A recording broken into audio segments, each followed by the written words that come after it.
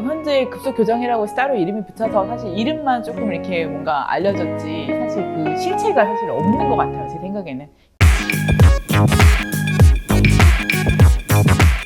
당신의 미소에 마법 같은 변화가 일어납니다. 안녕하세요. 오지교정TV 오지연 원장입니다. 오늘은 가끔 이제 환자분들이 궁금해하시는 급속 교정에 대해서 설명을 드리려고 합니다. 그래서 환자분들이 급속 교정을 빨리 할 수 있는 방법이 있다던데요 하고 이제 문의하시는 경우가 있는데 급속 교정의 진짜로 허와 실에 대해서 설명을 드리도록 하겠습니다.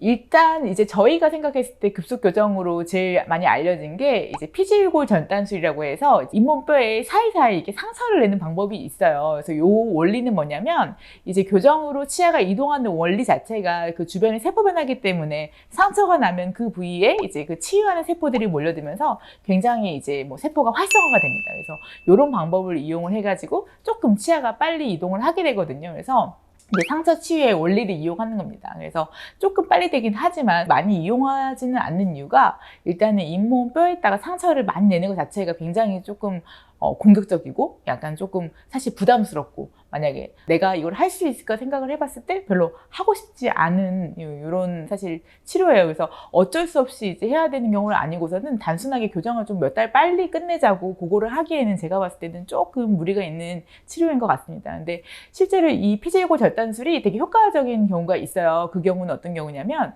유착치라고 해서 치아 자체가 뼈랑 붙어 있는 경우가 있어요. 그런 경우에는 교정력을 그냥 가해서는 치아가 움직이지 않아요. 그러면 이런 경우는 그 치아의 주변 골을 이렇게 피지골 전단술을 이용해서 이렇게 조금 이렇게 그 뼈 자체에 상처를 내주면 그 뼈 자체가 통째로 이동을 하면서 교정이 되는 경우가 있습니다. 그래서 이렇게 유착치가 있는 경우, 이런 경우에는 유용한 방법이 될 것 같고요. 그냥 일반적인 방법은 추천드리지 않습니다.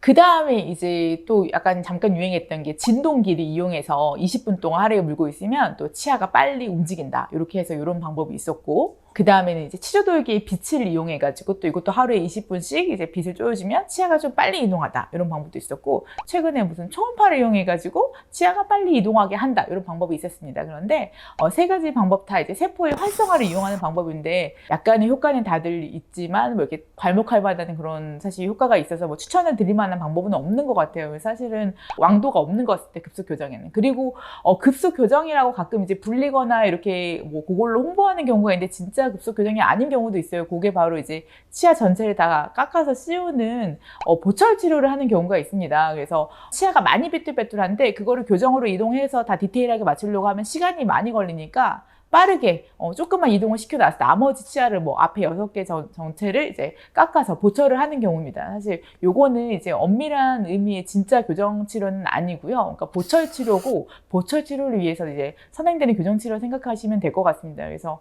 교정으로 해결할 수 있는 거를 이제 치아를 깎아서 보철을 씌우는 것은 전혀 추천드리지 않습니다. 물론 교정을 하고 나서 보철로 마무리해야 되는 경우도 있습니다. 그런 경우는 뭐냐면 외소치라고 해서 치아가 굉장히 사이즈가 작거나 범랑질 저연성증이 있어서 치아 색깔이 모양이 안 예쁜 경우, 이런 경우에는 뭐 그 모양이나 크기를 개선하기 위해서 보철 치료가 필요한 경우도 있습니다. 하지만 단순하게 치아 배열을 좋게 하기 위해서 이렇게 보철 치료를 하는 경우에는 치아 삭제량이 많아서 사실 치아에 손상이 많이 가해지기 때문에 그런 경우에는 바람직한 방법이라고 할 수가 없을 것 같습니다. 그런데 이제 멀쩡한 치아를 가지런하게 보이기 위해서 보철을 한다.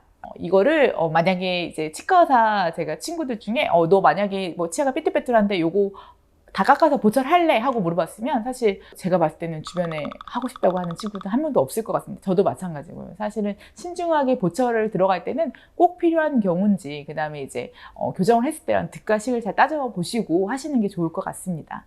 그렇다면 교정을 빨리 끝내고 싶으면 어떻게 해야 되나요? 일단 첫 번째로 양치질을 잘 하세요. 그 이유가 뭐냐면 이제 교정이 브라켓이든 뭐든 이제 이동을 할 때 중간에 음식물이 많이 껴있거나 치석이 많이 껴있으면 마찰이 높아져요. 그러면 우리가 뭐 기차 같은 것도 뭐 이렇게 마찰을 이제 낮추면 뭐 빨리 이동하듯이 마찰이 없어야지 치아가 좀 빠르게 이동을 하거든요. 근데 이제 음식물 찌꺼기 자체가 마찰력을 높이는 역할을 하기 때문에 양치질을 잘하는 게 굉장히 중요하고요. 두 번째는 브라켓이 잘 안 떨어져야 돼요. 그러니까 브라켓을 자꾸 떨어뜨리면 그 치아는 이동을 하지 않기 때문에 이제 조금 치아 이동 자체가 전반적으로 늦어질 수가 있고, 그래서 브라켓이 떨어졌을 때는 빨리빨리 치과에 오셔가지고 다시 붙이시고, 그 다음에 세 번째, 내원 간격을 잘 지켜주세요. 병원에서 이제 약속을 잡아드리면 약속을 절대 미루지 마시고 제때 자주 오시고, 만약에 약속을 못 지키실 것 같으면 하루 이틀 당겨서 미루지 마시고 이렇게 하시면 사실 그냥 천천히 이렇게 기본을 지켜서 가시는 게 제일 치료가 빨리 되고 잘 되는 방법입니다. 네, 지금까지 이제 급속 교정에 대해 설명을 드렸을 때 사실 이제